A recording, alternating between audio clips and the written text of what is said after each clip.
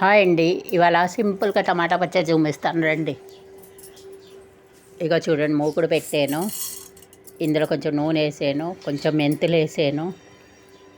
కొంచెం మెంతులు వేసాను కదా, కొంచెం వేగుతుంటే ఆవాలు కొంచెం కొంచెం అరచెంచాడు ఒక 5 టమాటాలకి. ఇక ఇది వేగుతూ ఉండగా ఒక 8 ఎన్నో ఎండుమిరపకాయలు వేసి వేచుతాను. మళ్ళీ ఎండుమిరపకాయలు తీసిస్తాను, మెంతుల్లోనే టమాటాలు వేస్తాను. చూడండి, ఒక 7-8 ఎండుమిరపకాయలు వేసి ఇగో ఇంగువ, మెంతులు, ఆవాలు, ఇంగువ. ఇది వేగుతున్నారు కదా, ఇది కొంచెం వేగితే ఇన్ని ఎండుమిరపకాయలు వేస్తాను. ఇగో 7-8 ఎండుమిరపకాయలు. మీకు ఇంకా కారం కావస్తే మీరు ఇంకా వేసుకోవచ్చు. నేనైతే 5 టమాటాలకి 8 వేసాను. ఇగో చూడండి, వేచేసి ఈ ఎండుమిరపకాయలు తీసిస్తాను. ఈ మెంతులు, ఆవాలు ఉన్నాయి కదా, ఇంగువ వేసాను. ఇందులో టమాటాలు వేస్తాను. ఎండుమిరపకాయలు విడిగా రుబ్బి అప్పుడు టమాటా వేస్తాను, రుబ్బుతాను.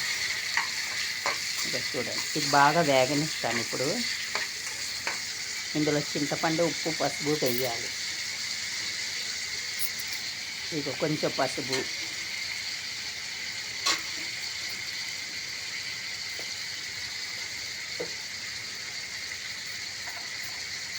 సరిపడా ఉప్పు. అందరూ లైక్, సబ్స్క్రైబ్. ఇక సరిపడా ఉప్పు వేసింది. లైక్, సబ్స్క్రైబ్ తప్పకుండా చెయ్యండి. చిన్న విసిల్ సైజ్ అంతేమో ఇది వేస్తాను. చింతపండు కడిగేసి నానబెట్టి ఉంచాను. ఇది ఒక 2-3 రోజులు తినొచ్చు మీరు. నిలవ పచ్చడి కూడా ఇలాగే చేస్తారు, కానీ ఇది నిలవకి ఉండో ఒక 2 రోజులు వస్తుంది అంతే. ఇగో ఇవి పచ్చిమిర్చి వేసేసి తీసేసి ఉంచాను కదా. ఇప్పుడు చింతపండు, ఉప్పు, పసుపు వేసాను. ఆవాలు, మెంతులు కూడా అందులోనే ఉన్నాయి. ఇప్పుడు దగ్గరగా వేగనిస్తాను. దగ్గరగా వేసేగా చల్లారాక రుబ్బేసి చూపిస్తాను. చూడండి, దగ్గరికి వచ్చింది కదా. ఇక రుబ్బేసాను.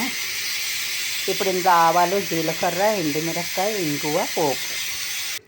చూడండి, లైక్ చేయండి, సబ్స్క్రైబ్ చేయండి. సింపుల్గా పచ్చడి, టమాటా పచ్చడి. ఈ పచ్చడి ఇవాళ కంటే రేపు మరీ రుచిగా ఉంటుంది. ఆ మెంతులు, పులుపు అన్నీ అందులో తగిలి చాలా టేస్ట్గా ఉంటుంది. ఒక 2-3 గంటలు ఆగి తిన్నారనుకోండి, భలే ఉంటుంది పచ్చడి. చూడండి, లైక్, సబ్స్క్రైబ్ తప్పకుండా చేయండి. Thank you.